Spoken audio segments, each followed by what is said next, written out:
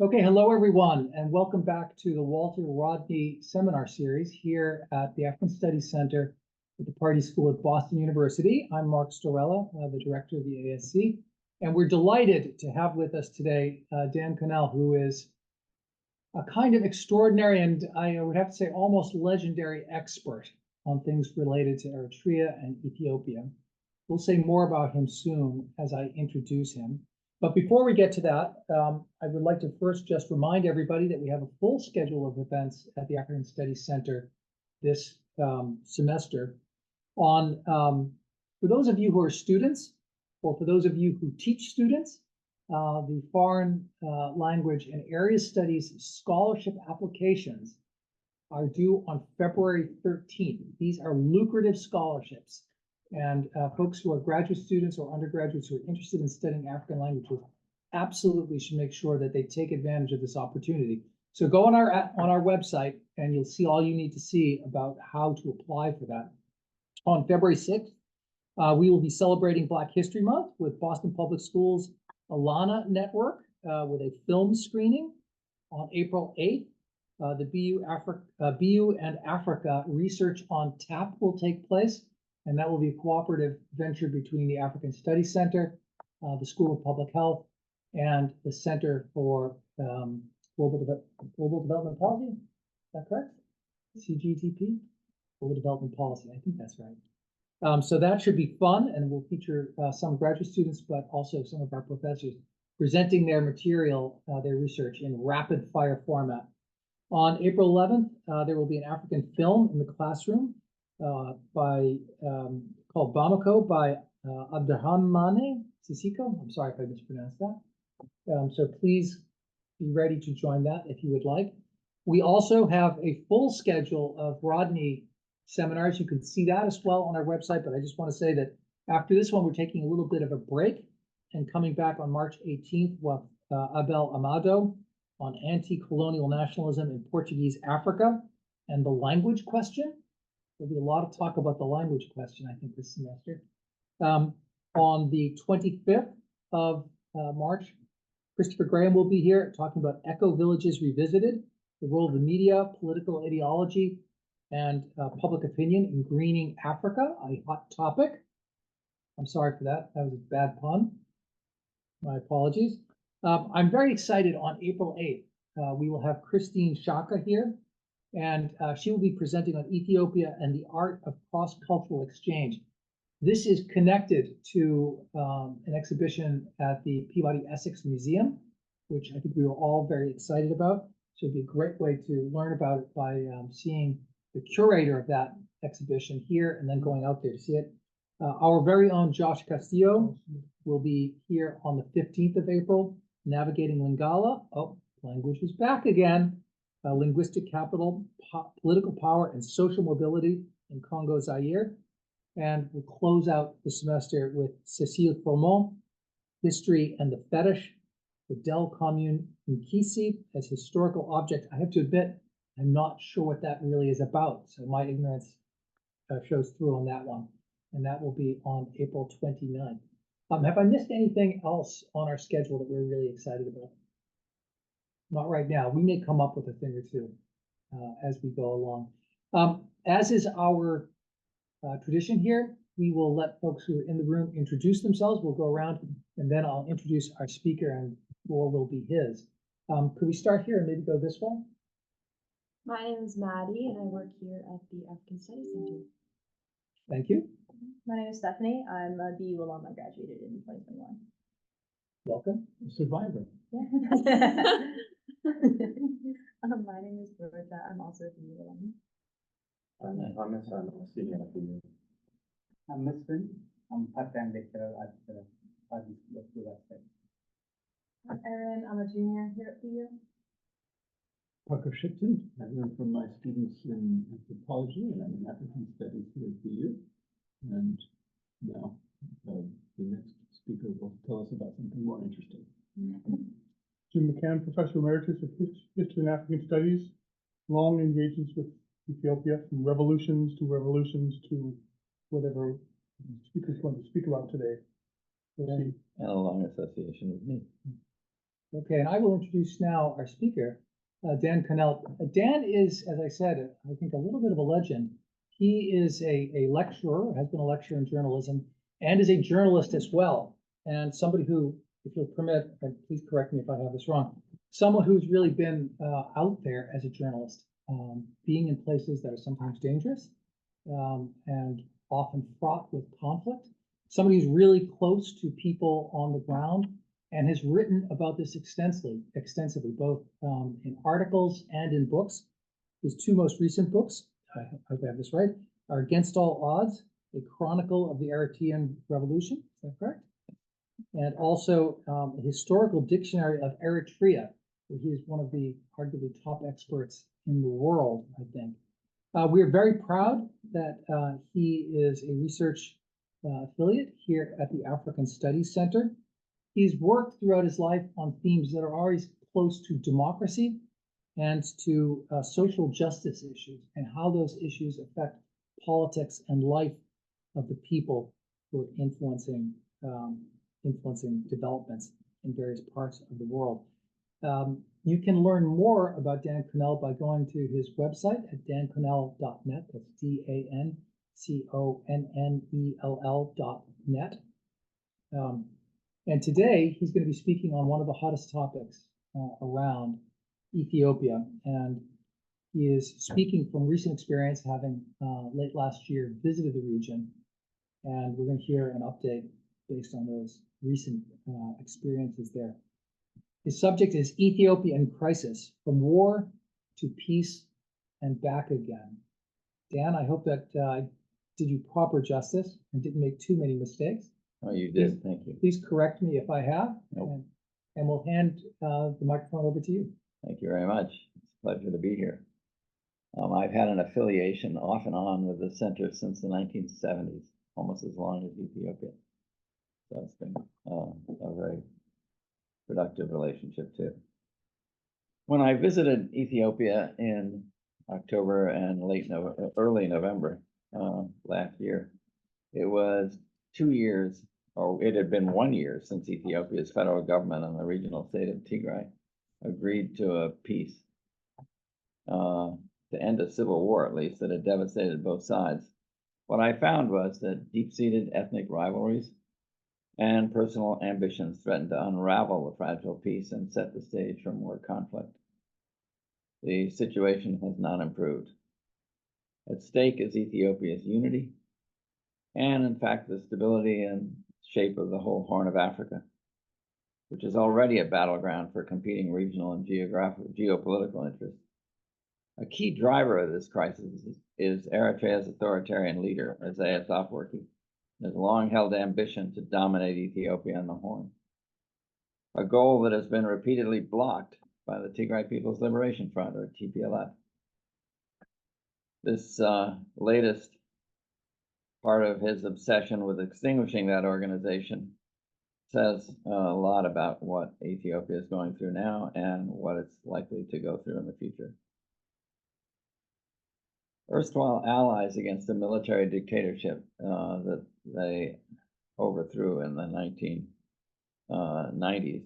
Eritrea and TPLF-dominated Ethiopia fought a bitter border war in the 1990s that ended when Eritrea suffered a humiliating loss.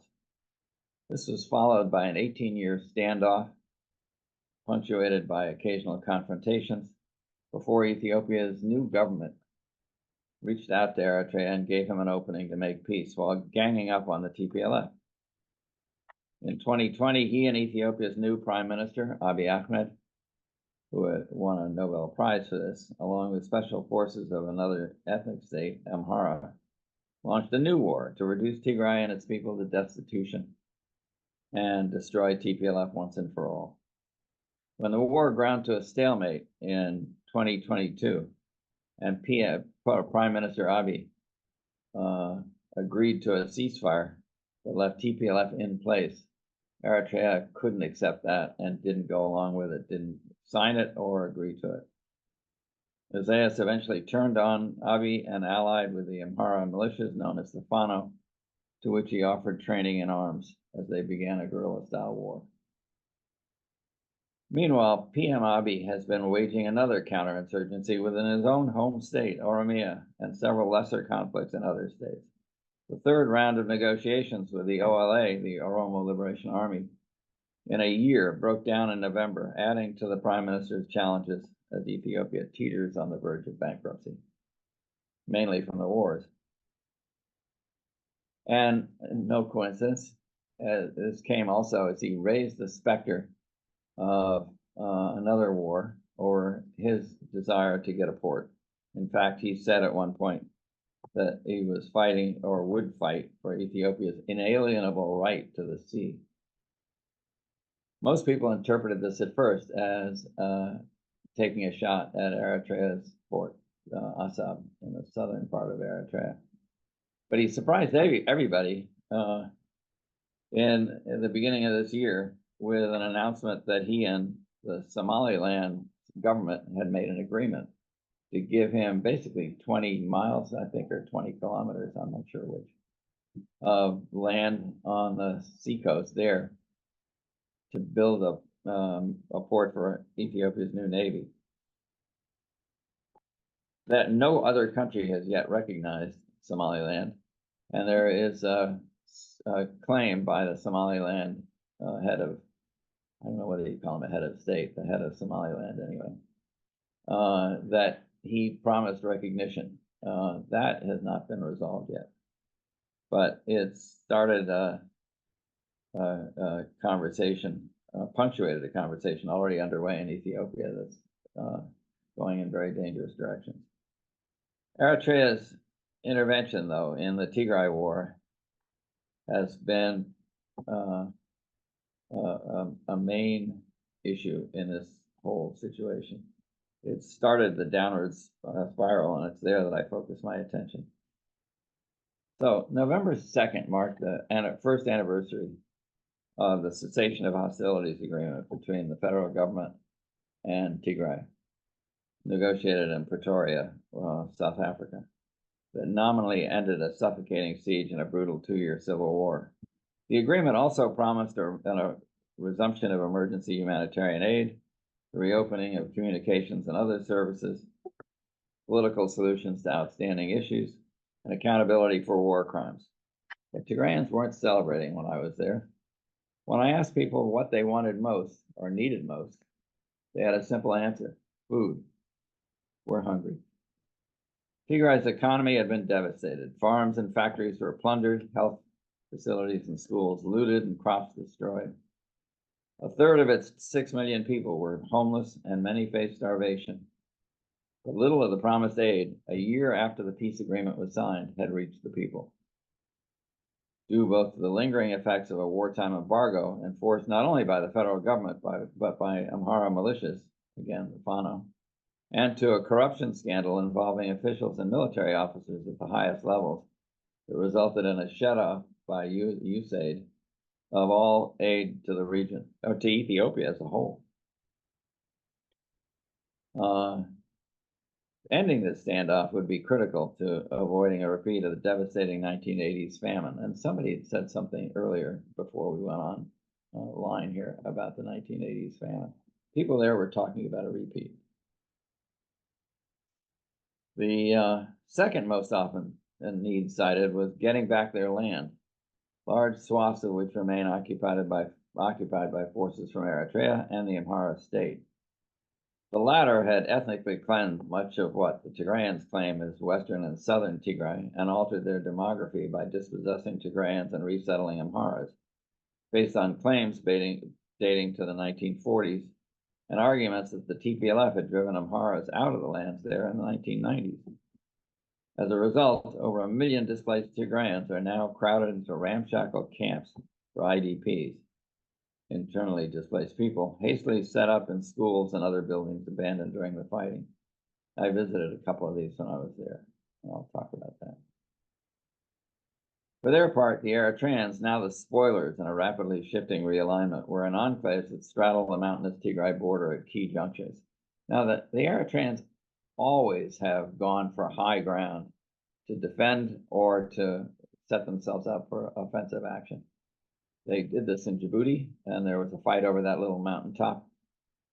it was really a strategic positioning. It wasn't claiming, it wasn't land claims. And the same is true in Tigray. They have taken in every mountainous area, particularly in the Arab area, north of Adigrat, northeast of Adigrat, they have taken all the high ground there and are occupying it today.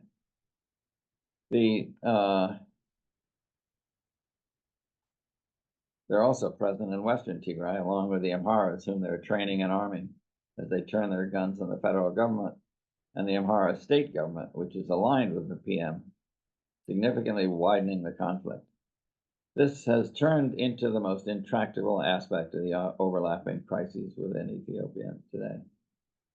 Meanwhile, in what seems to many observers a dangerous bid to distract Ethiopians from the instability they face from the prospect of economic collapse due largely to the domestic wars, Abiy first set off a firestorm by raising the issue of landlocked Ethiopia's inalienable right to the sea, which was widely interpreted, as I said, to mean the Eritrean port of Asab. Soon afterward, troop movements on both sides were reported. But the prime minister then surprised everyone with a January announcement of a new pact he'd made with Somaliland to secure basing rights in Berbera. In sum, my 2-week field trip came against the backdrop of growing impatience among war-weary Tigrayans, but dissatisfaction with the terms of peace on the part of the Eritreans and the Amharas, just as interethnic conflicts were multiplying. The most significant of these, after that, were the Amhara militias, pit the federal government against guerrillas of the OLA. This did not bode well for Ethiopia's ability to hold itself together, but it also highlighted the key role of Tigray within Ethiopia, which, despite the impact of the recent war, is embarking on a controversial reform process unique to Ethiopia that is stirring opposition within its old guard as well. So there's crises within crises here.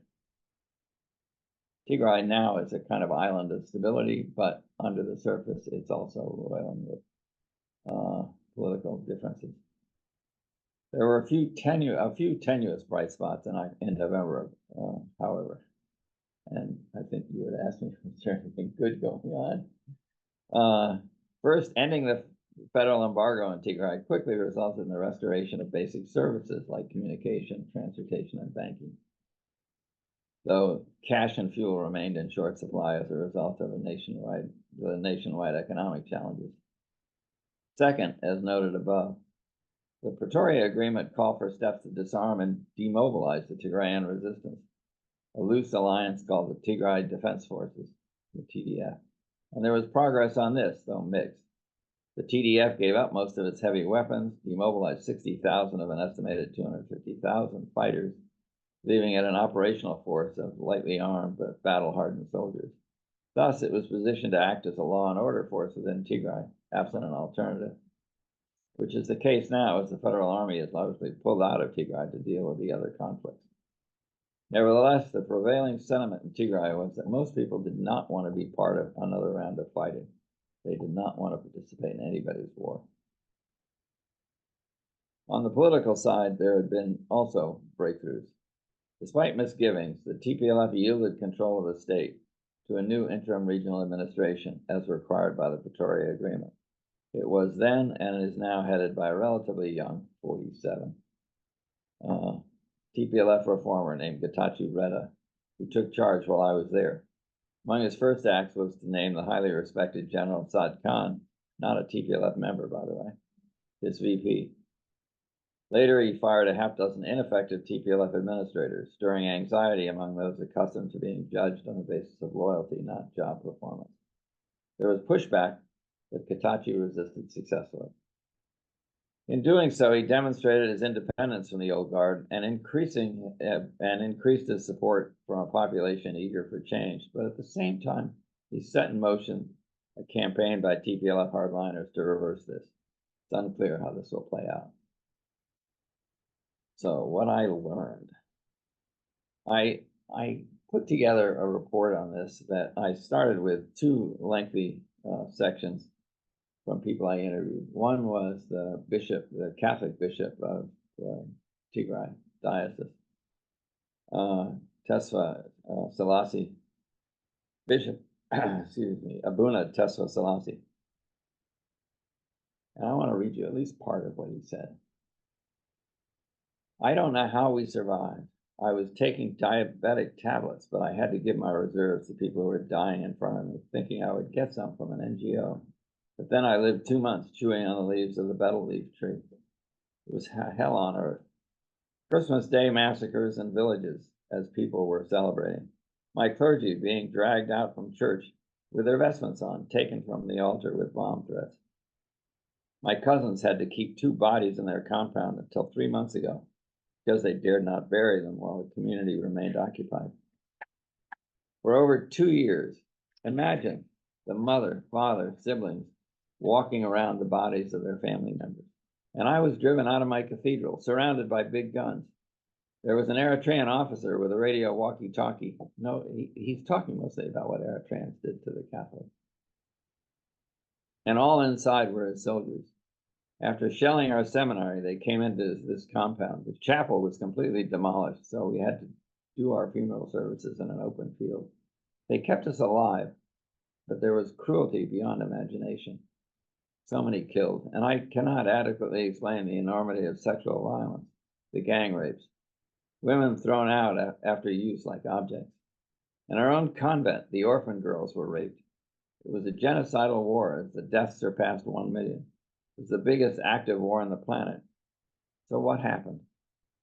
On European television, the leader of our country talked about our army as the best professional army in the world, naming every town in northern Ethiopia where they fought without touching one civilian. When you hear this, you know how the world was deceived. There was a complete siege blocking all communication. This was how the US and the rest were being fooled.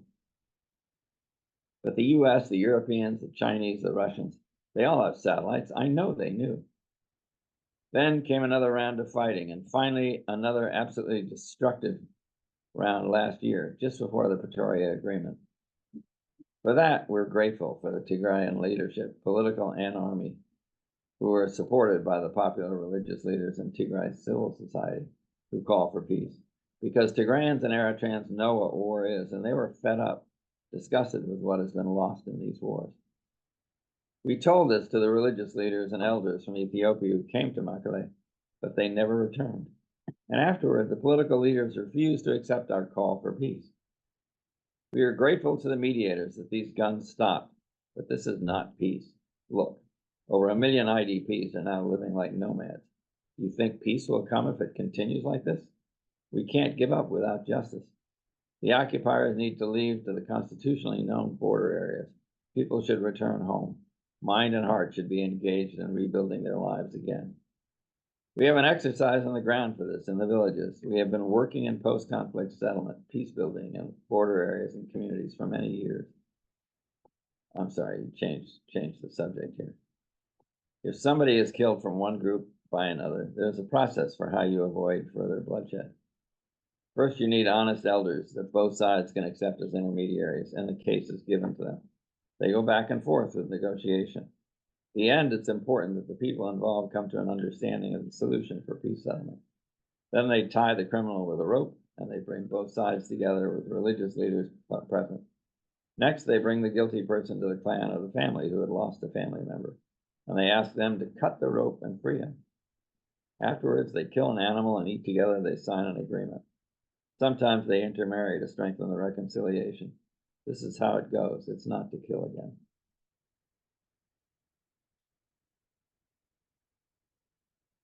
First, the people need food to lift the embargo and save life. But along with that, the foreign forces have to go back to the borders as they were before this war. Then let the IDPs, over 1 million, return home and resettle them under an independent body. That day, the Tigrayan mind starts to be ready for peace. Accountability is a key. The truth has to be part of justice, and we should engage an independent body to manage this for Tigray, like the UN. If we cannot do that, it will take a very long time and will not secure a peace process.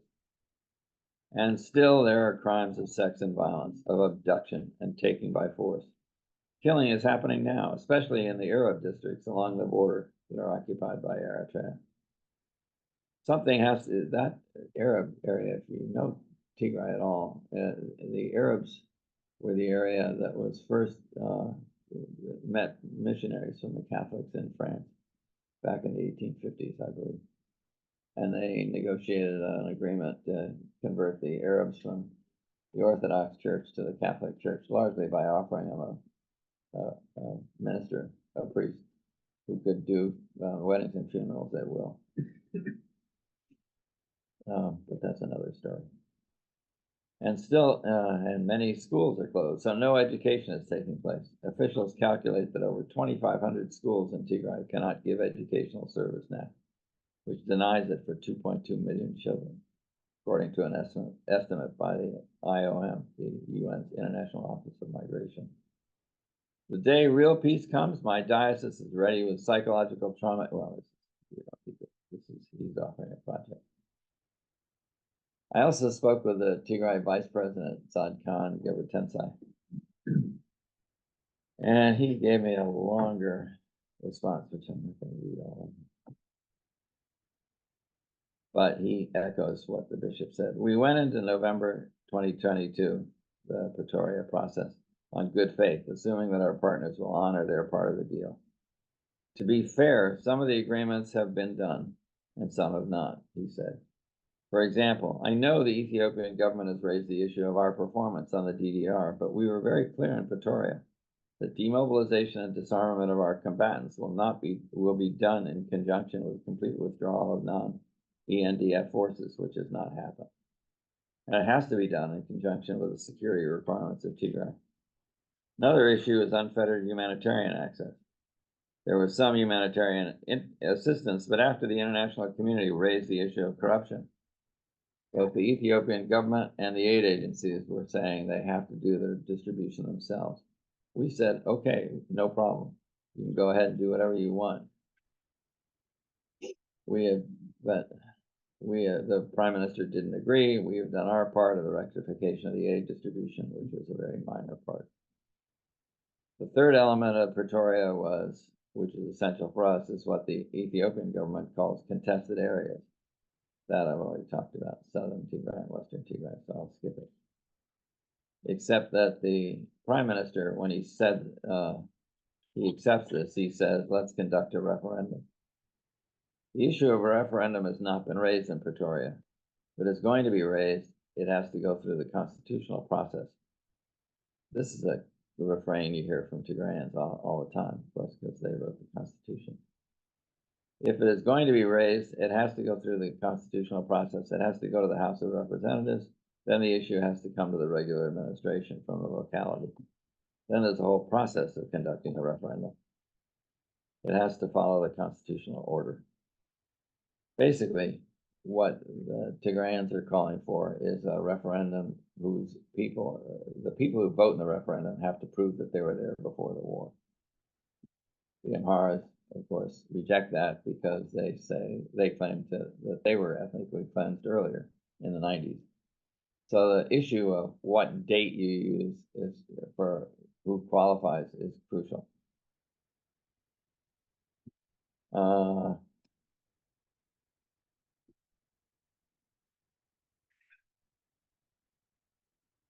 I think rather than go through this whole thing here, I'm going to skip to Getachew Reda, whom I spoke to in Addis.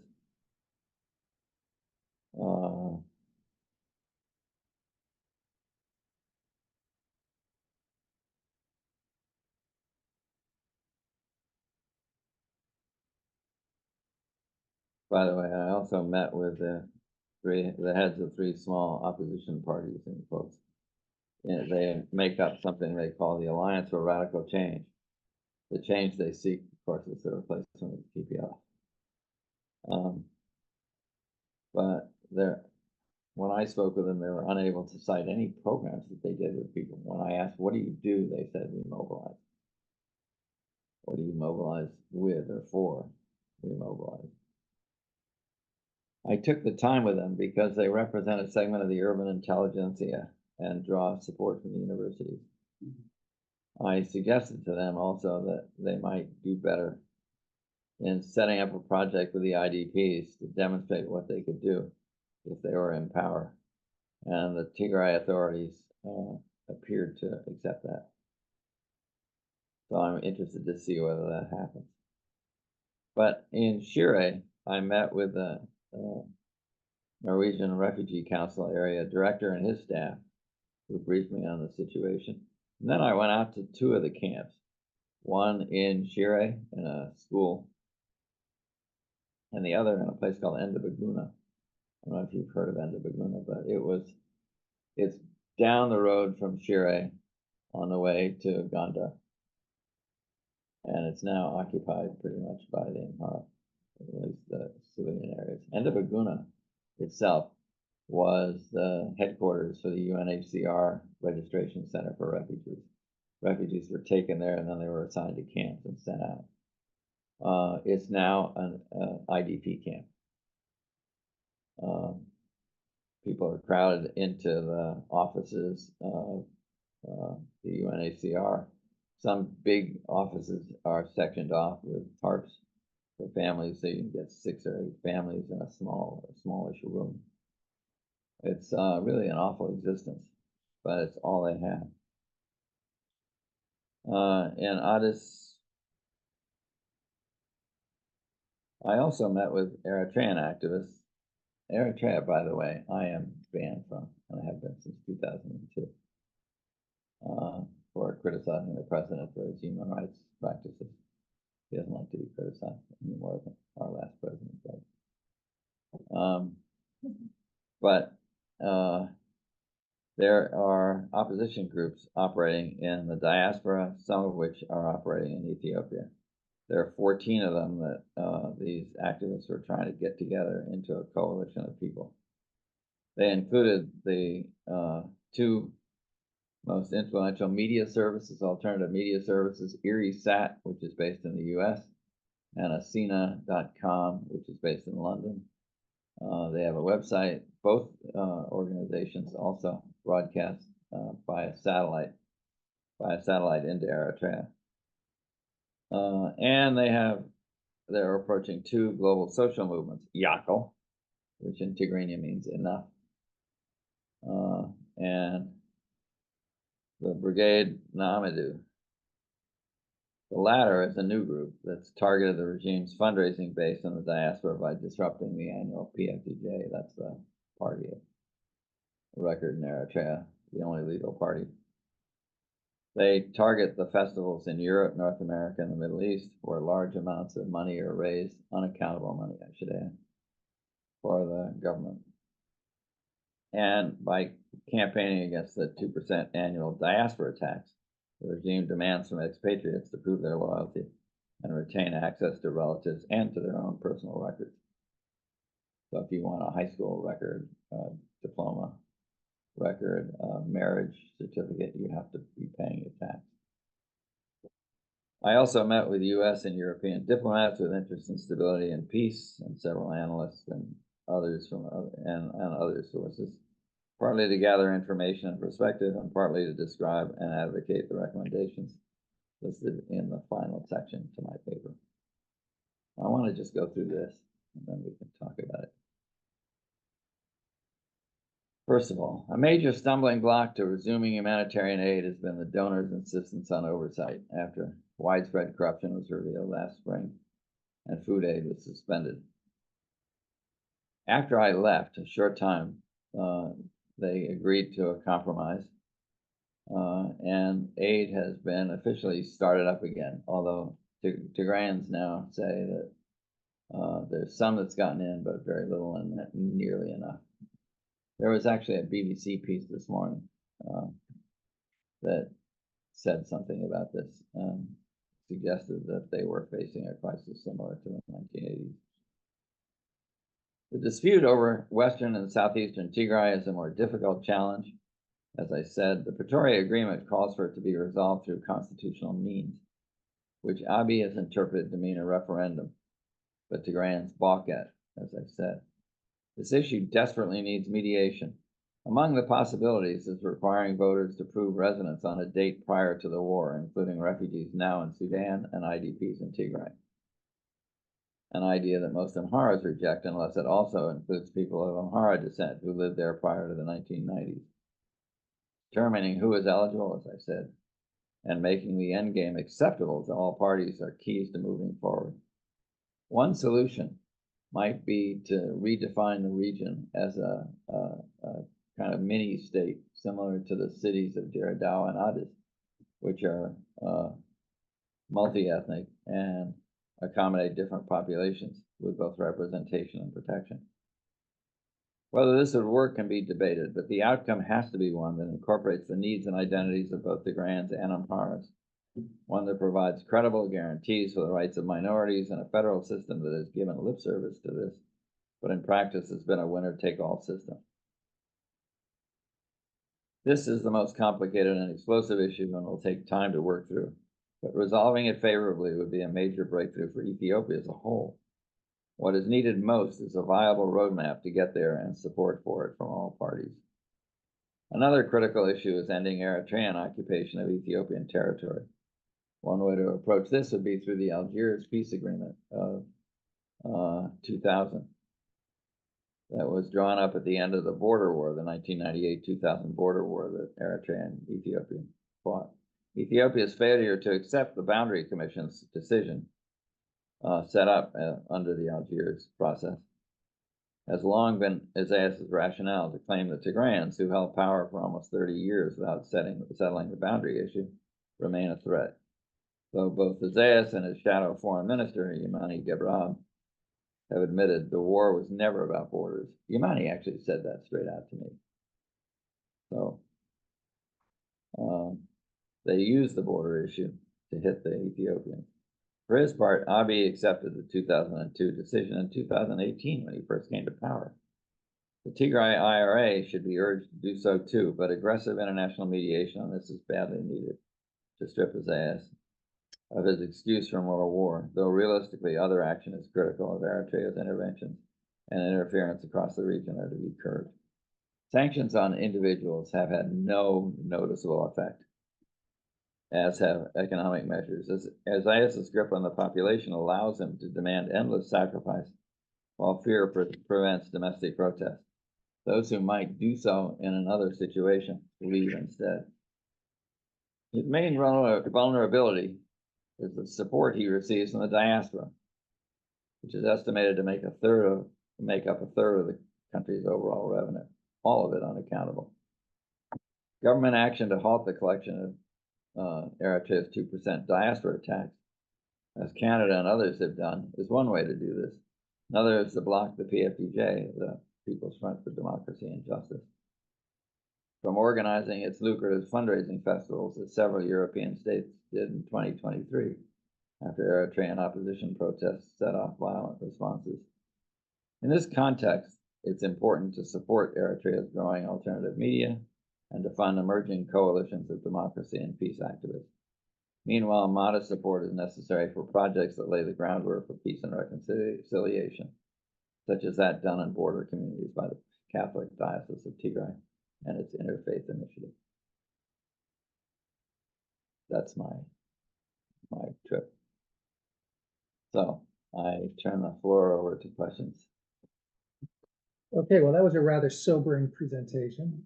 So thank you very much for bringing us the latest. Who would like to start first? We'll take some questions in the room and then we'll go to Zoom participants. Dan, I'm waiting for the good news you promised. I have a little of it. This is very informative. You've been there, you've known the place for a long time, you've been engaged with the people in the context of these conflicts. My question is, there's a deep, important issue here for everything going on is demography. Young people, the people who are now coming of age don't even know us. They certainly don't know Mengistu Haile Mariam, the previous Derg. So the perspectives are about who is the youth, what's the nature of their engagement. Can you say something about that? And I appreciate very much, this is a terrific description of what's going on now from someone who knows. So much appreciated. What is your impression of the population in terms of its youthfulness? Well, first of all, there were a lot of people lost to the war. A lot of families lost young men. Thousands were killed. And also many have gone into exile as refugees. But those who remain, and I was really struck in Connell when I was there at the absence of young people on the streets in the ways that they had been when I was there before. My first visit to Tigray, by the way, was in 1976 when I went through the state on the way to my first visit to Eritrea. The young people seem, as you say, not to know the base. Well, first of all, Getachew Reda, who's now the interim regional administrator, the interim president of Tigray, did not fight in the TPLF. He joined it after the war was over in the 90s. And so he's young, and the 47 is young enough not to have that shaping experience of being in the field, so to speak, as people call it. But the younger people than that, in their 20s and teens, late teens, 20s, and 30s, are impatient with the situation that their elders have gotten them into. Many are disillusioned. Some, like in this country, just throw up their hands and don't want to be involved. But many are getting involved, and that's why the opposition parties seem to be interesting, because they have a base among young people who are disillusioned and feel disenfranchised. And I think they need to be listened to and looked at much more carefully. I don't know if that answers your question, but they're not out in the streets in the way that the young people were, the youth in Amhara State were that turned into the Fano, or the Kiro in the Oromo area. Yeah, what I've seen on the videos of demonstrations in Bakadar, for example, the Fano, our major player there, they're all young men. Yeah. Under the age of 20. Well, they're also unemployed. Yeah. And unemployment is a huge issue. That's why if Abiy doesn't get aid into Tigray and get some assistance in the demobilization process, which he'd also promised money, there's going to be a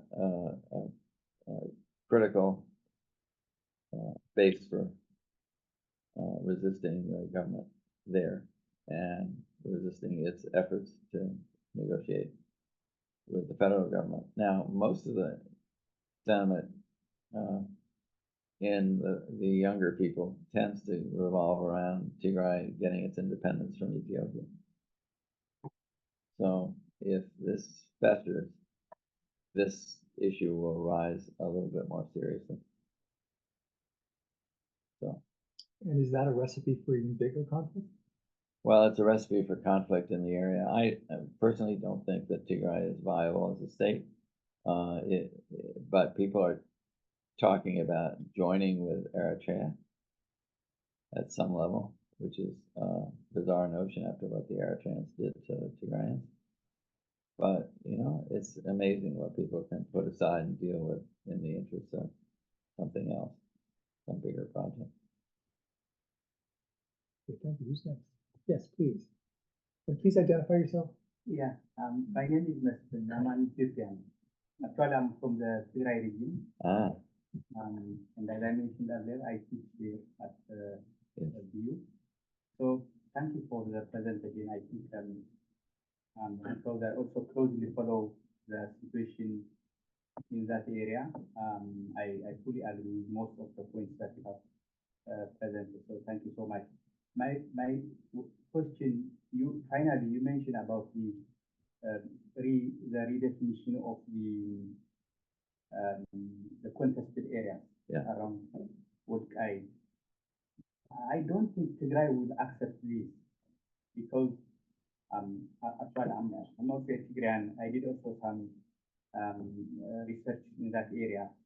Those contested areas like the Woodkite, especially the western Tigray, like there was a census during the military region, almost 95% of the population who lived in that area were Tigrayan during that time.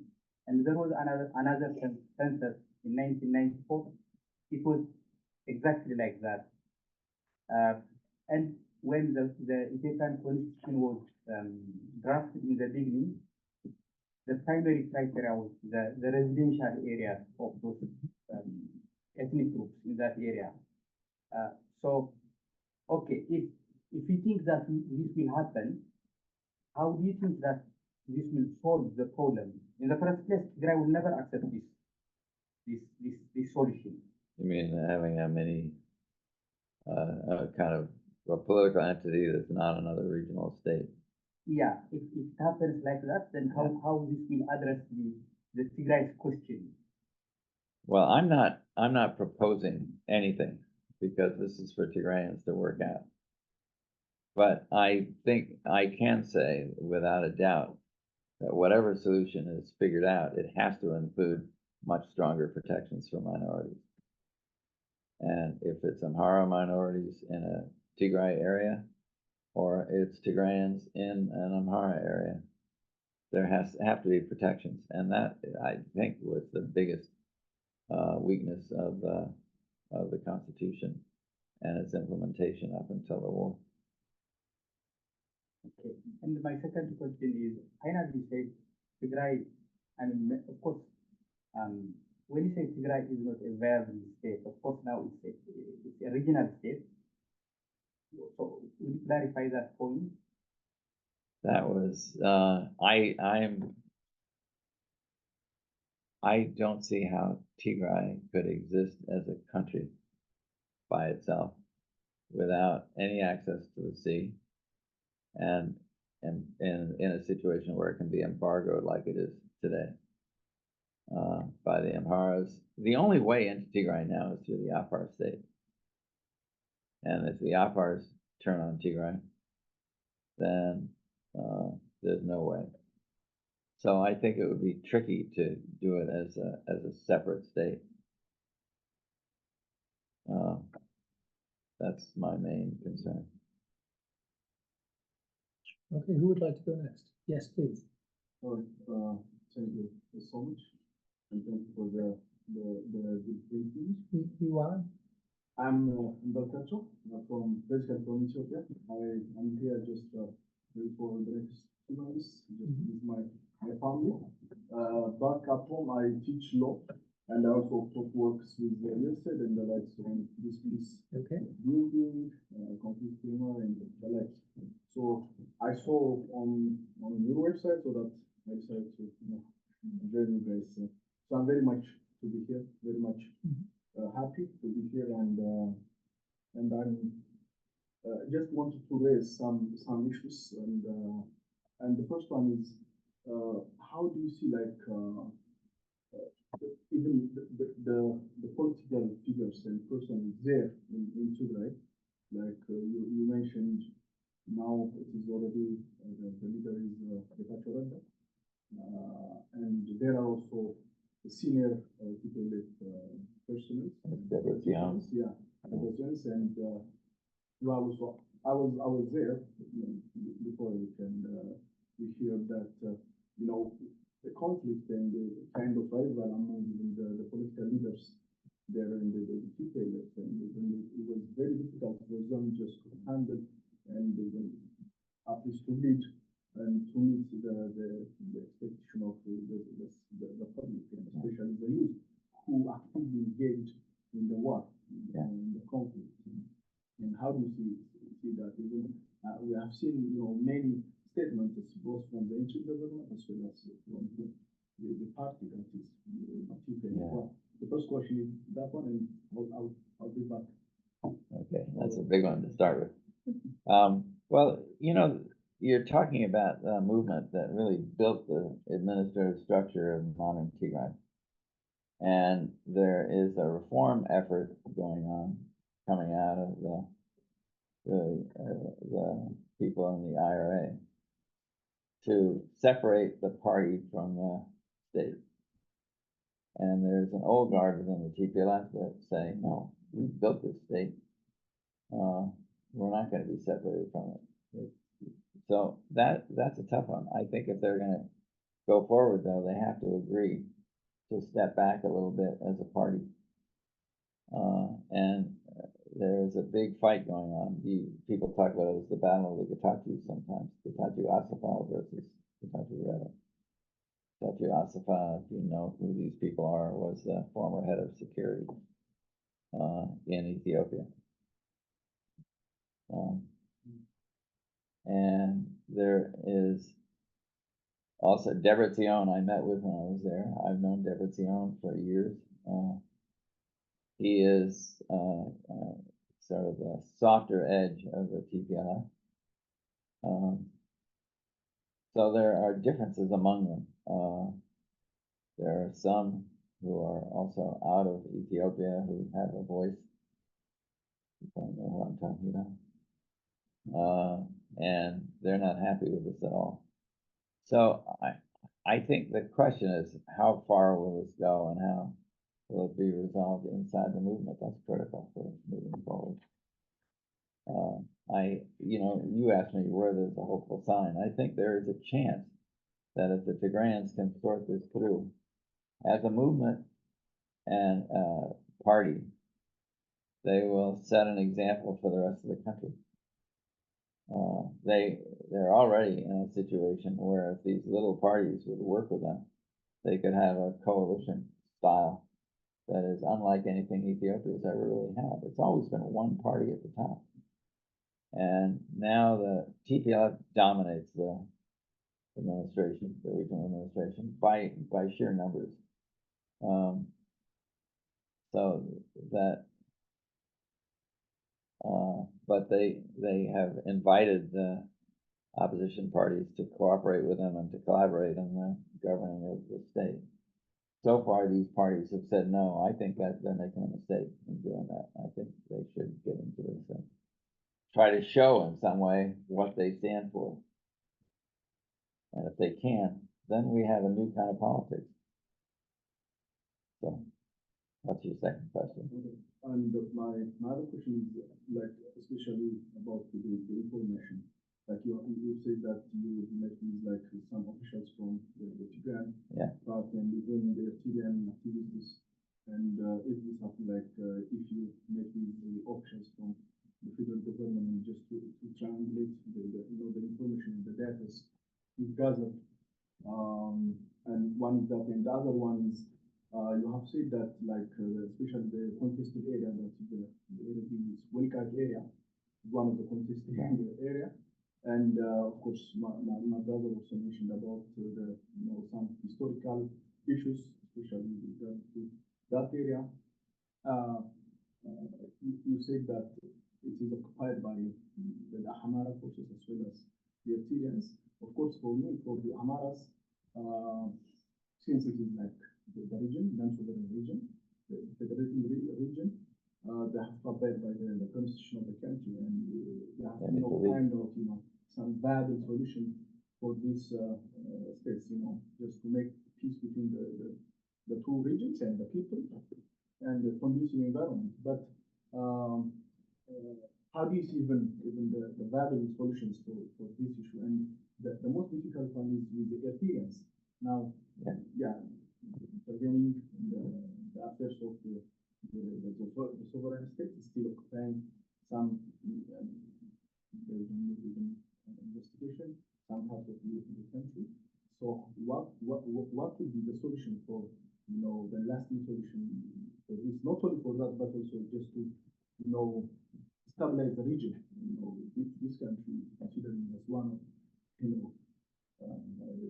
intervening here and there, especially instigating conflicts in the whole region. So what do you see, or what do you see like the lasting solution for that region? And how do you consider the future of Ethiopia? I know that is not your point, but also the existing situations evolving around Ethiopia and the greater world. Well, let me just start where you're ending. Ethiopia, I've said, is at risk now of fragmenting. People have been saying that though for years, and it hasn't yet.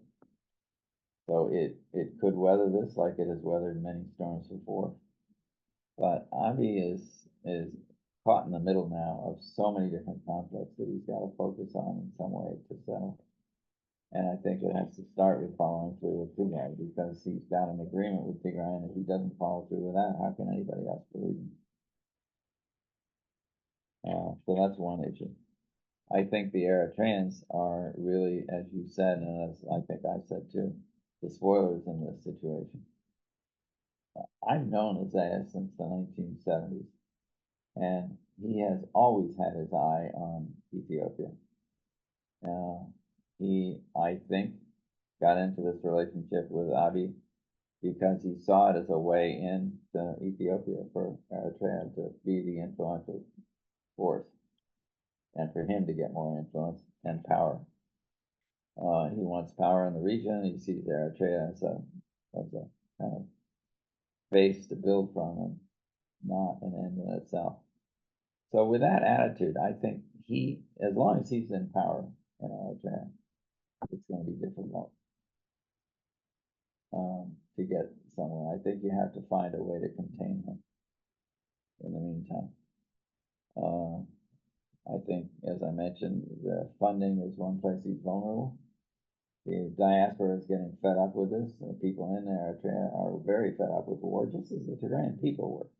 They don't want another war, and he just keeps pivoting with the same excuses each time.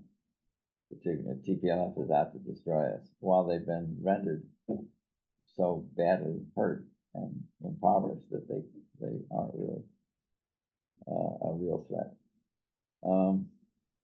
Let's see, what else did you ask? There's a lot of things that packed into the one question. The solution, I think, though, starts with getting Eritrea out of Ethiopia. The Tigrayans are willing to talk with the Amharas, and they can work this out between them, I think. I take your point about the demographics of this going back all the way to the Haile Selassie period. The Tigrayans were the majority. But there is a significant minority that, when the tensions built up, were not treated well. I think we have to own that also. Yeah.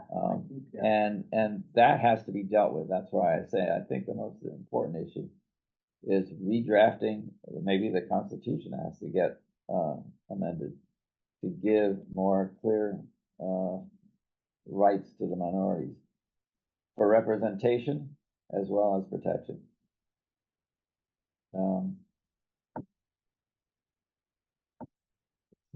What have I not answered? I wonder if we should ask for another question too, though, but I'll continue. Okay. I think if you can deal with the Eritreans, though, getting them out, then, the problem is that Tigrayans and Amhara could work this out. The Amhara Fano is being pushed by the Eritreans not to, and this makes it very difficult. So, I think Professor Dr. Shipton would like to ask a question. Well, I'm a little slow, you see, and these things move too fast for me.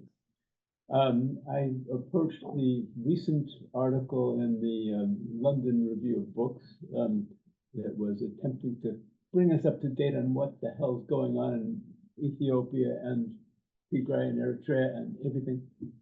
And the parts are moving around very fast. So I want to see if we can step back about 3 steps and see if we can understand what's causing all this without the specific names, without the specific recent movements, without the parties, without the forces, the armed forces and their recent movements, and without documents and agreements and their breaches. In other words, what's causing it all? And one of your initial statements was that there are deep-seated ethnic rivalries.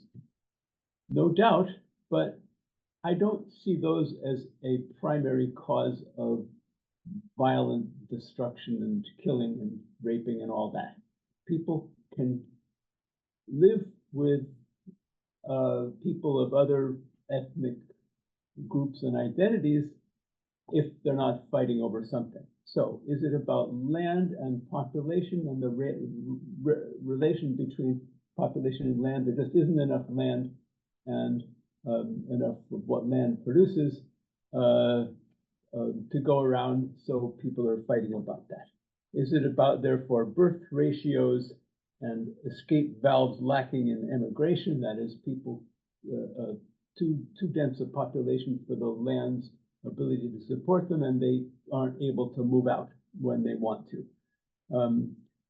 Okay, so all that is is one question. My second question has to do with why are we not seeing this Horn of Africa in the newspapers on the front page every day?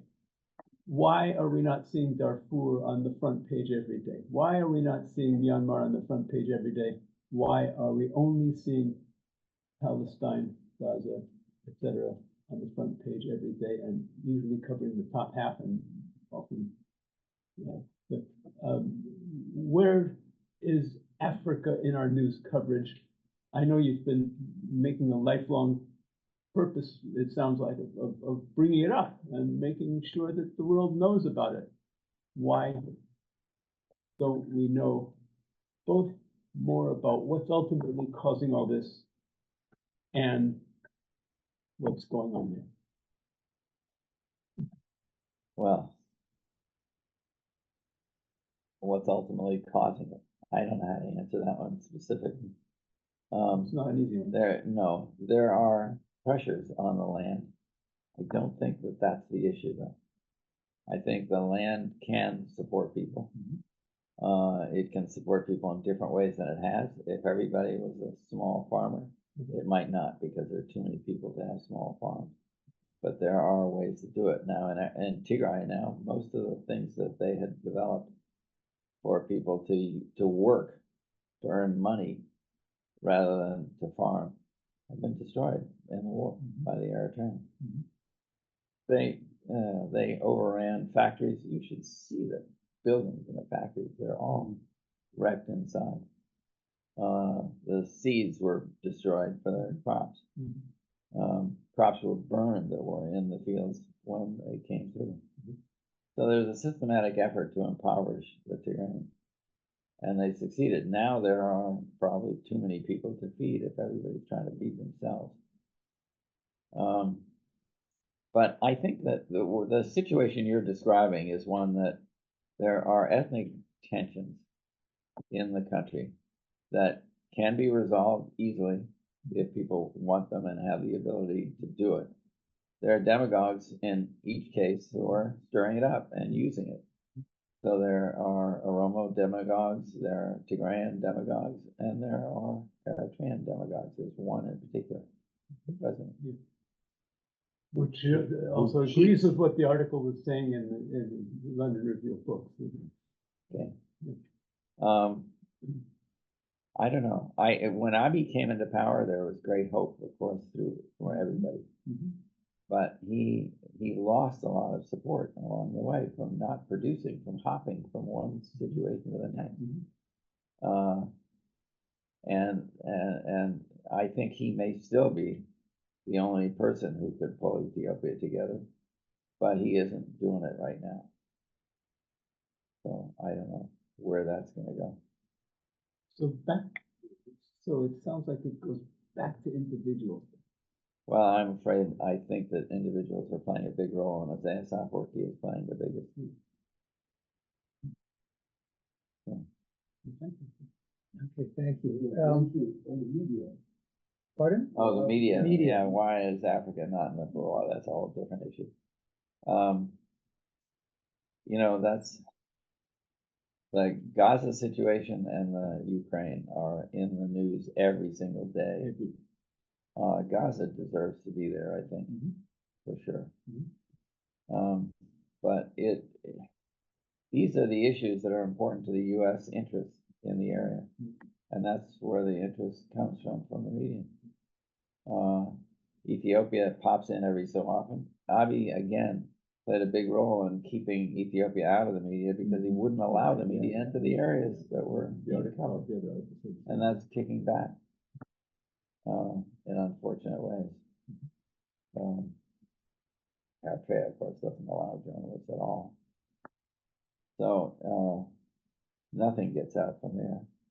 It's like Amartya Sen's book on poverty and famines, incredibly influential. Made that point that if there's ability for news to get around, there won't be as many famines. yeah. Well, when the Tigray famine in 1984 got into the news, it was because a BBC team went up to Calais and they went out to a feeding center. The day after that was broadcast here in the U.S. on NBC, which had a relation to the BBC.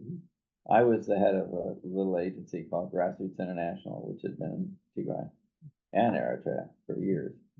And our media person, Chris Carter, called up NBC and said, you know, you only got half the story here.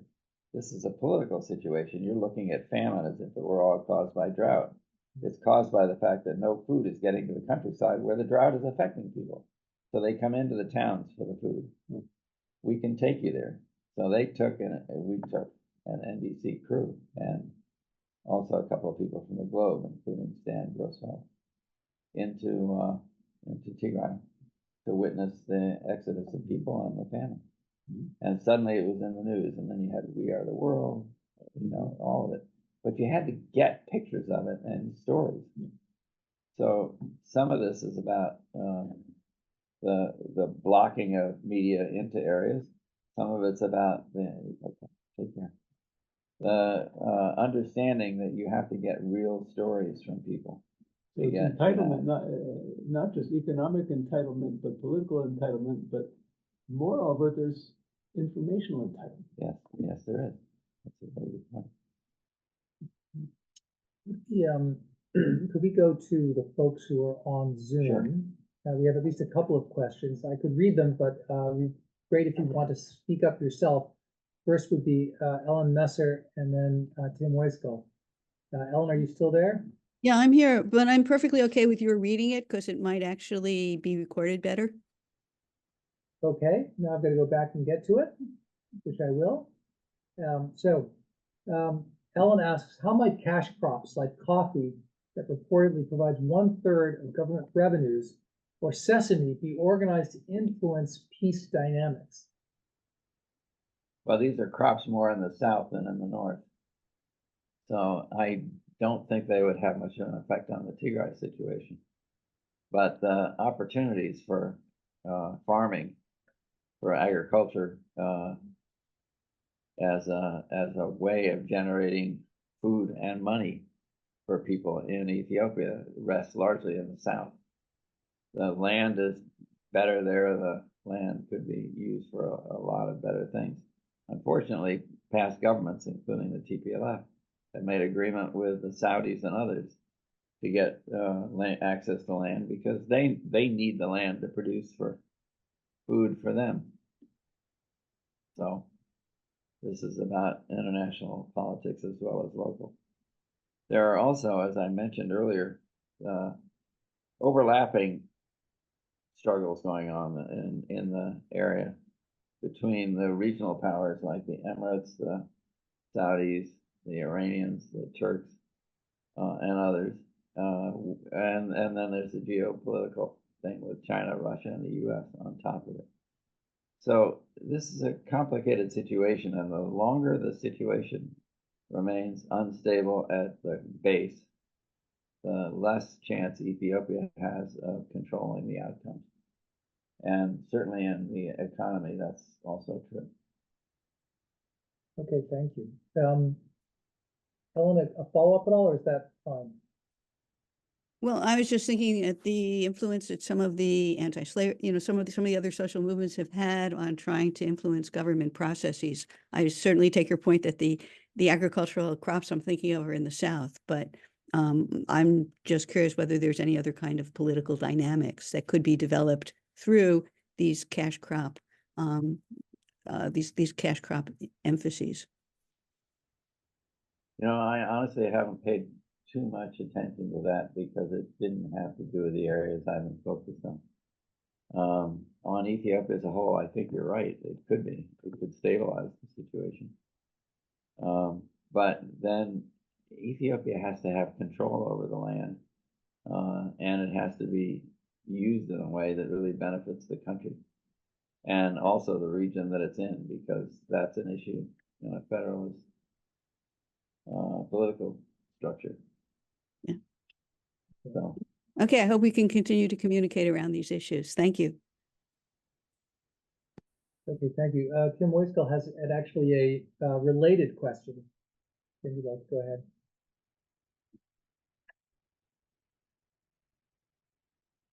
Sure. Thank you very much for this session. I'm an outsider like Ellen. In fact, most of my interest in this has been a spin-off from working with Ellen for I don't know how many years now. She can tell you better than I, on issues of food and famine, and in particular the Tigray and Ethiopian conflict is highlighted internationally among those interested in food and famine issues. And like Parker, I'm sort of drawn to the notion that there's got to be an underlying strata of causality here that manifests itself in terms of either political conflict or personal conflicts between people, rival groups.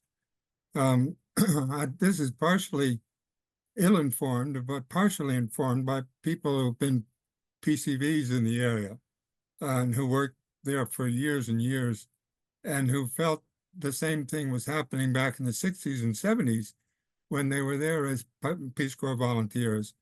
Namely, there was a very unpredictable pattern of famine and plenty that was regulated largely by things that they had little control over, both rainfall and things like invasions of locusts that could move areas very quickly from being areas of abundance to areas of total collapse and dependence.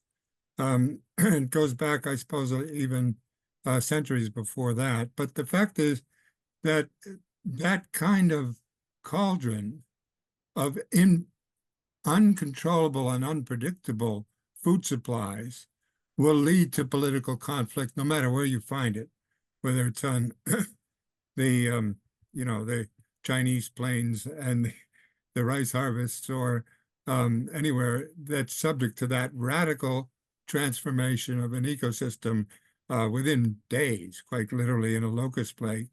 It happens in West Africa as well. And one of the bigger success stories of the FAO in the 50s and the 60s was to coordinate the linkage between countries and regions in the prediction of famines coming from locust plagues, and especially in Ethiopia and on into the Middle East. From Pakistan right through North Africa, there was a group that got organized through the FAO to coordinate these kinds of famine early warning systems. Now, I'm wondering if you've made any link up between the ecological, in a sense, basis of these conflicts that have gone back hundreds of years, and the systems on the ground that can respond to them politically. For a long time, we used to have a publication called Africa Confidential, which used to clue us into some of the links between these kinds of things. That's long since out of business, but it would seem to me that there's got to be a network of natural scientists talking to each other about what's coming and what's not coming, either in long-term weather or more short-term locust outbreaks and things like this. Anyway, this is a bit of an uninformed query, but I'd love to know if you know if anything is going on at that level. Thank you. I think there is, but it runs head on into the other issue. The locust plague that is affecting Tigray and other areas, the Afar areas and others, is terrible. And it was, these things tend to be cyclical, but they're getting worse. And I think we live in a world where the unpredictability of crises ecological crisis in particular, is a feature now. But the situation in the past had been dealt with by rallying resources from one area to help another. If you have a situation that is defined by politics and personal ambition, it gets very difficult to do that. And that's the interruption of those kinds of historical responses is a key feature of this. The Ethiopia now has conflicts in so many areas between neighbors that is driven perhaps by more, as I said, by demagogues in a situation than by the ecological issues, but it has a huge effect on those issues and it magnifies them as well. I think that the threat of famine now in Tigray in particular is a largely political creation. It could have been dealt with. It's the result of an embargo set up, as I said, on the Tigrayan state that has not been lifted, really, and by the destructive actions of the Eritreans, which was intentional and systematic in the way that it impoverished the state and the ability of Tigrayans to take care of themselves. So you don't yet see the results of that in political terms, but as I said, you could in a revolt in Tigray against the interim administration, and the whole situation ends up being ungovernable if you have forces set off like that by. I don't mean to make this all about Isaiah Afwerki, but he has a big role in this. Okay, thank you. We're really near the end right now, but I see that Gabe Adubna has a question. Gabe, would you like to? Is he still there? It's not a question. I was just adding to Tim Weskel's point about the environmental link. And yeah, Ethiopia was suffering from almost every 10 or 13 years whenever El Nino is happening. The drought and famine situation are, so there is some environmental aspect to it or link to it. But to Dan's point, conflicts and other things also contribute to the famine, and with no doubt. But and I just wanted to add, I think we're experiencing it here. I think the El Nino years, right? In the northern, we have a lot of snowstorms and flood and everything. But there, it's, whenever El Nino is happening, those things really, the 80s, the 90s, every 10 or 13 years, there is drought and famine. I think Professor Mesfin, the other aspect is Professor Mesfin wrote rural vulnerability. If Jim McCann was there, he would have told you. Rural vulnerability in Ethiopia. So whenever those rainfall shortage is happening, because the countryside, the farmers were living, just subsistence living, and it's easy for that to develop into famine and things. So just wanted to bring those points, but maybe Tim and others who are studying the environmental, they can add to it. Well, I think that's a great point, Gabi. And the question is the meshing between the long-term and the episodic.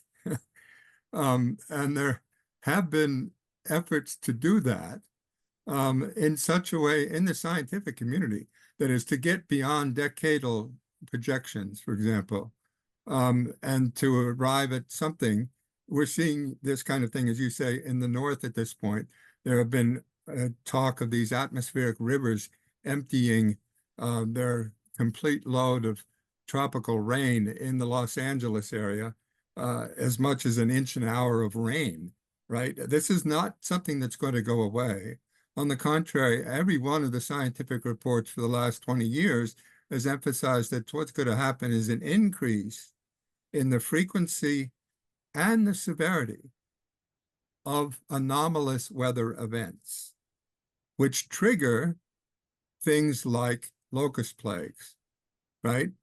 Now, that in some sense is unpredictable. In another sense, it's very predictable if you take a larger time frame. So at this point, you get the kind of marriage between episodic history and l'histoire de la longue durée, what the French have always been sort of pushing us towards, a social science of history, where we can, in fact, look at whole regions. The archaeologists point to it in the Middle East very dramatically, where you have a 300-year drought that causes the collapse of entire civilizations. The same thing can start now to happen on the whole continent of Africa, not just in Ethiopia. We're seeing it in West Africa very dramatically.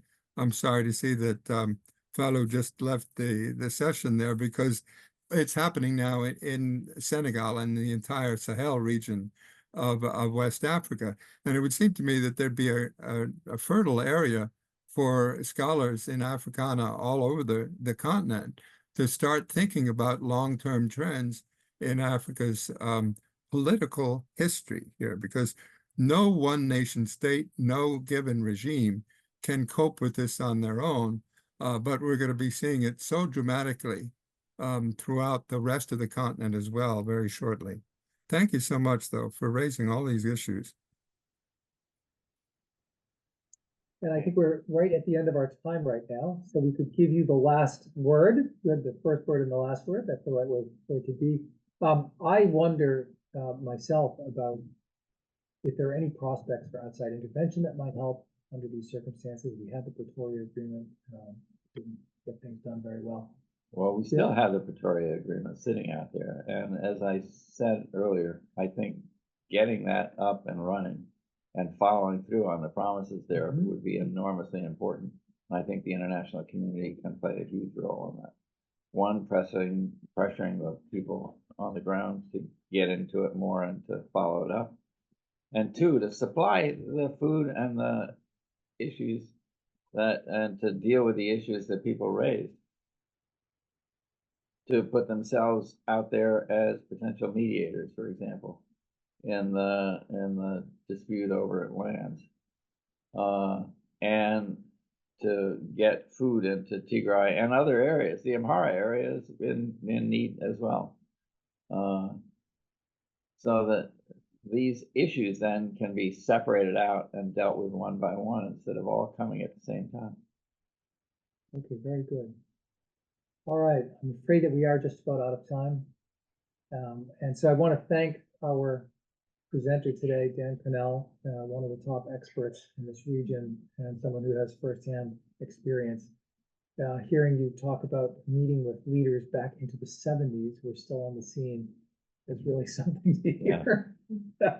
It's really I'm quite pushing amazing. 80 now, and some of them are older than I am. So thank you very much for sharing all of that experience and expertise with us.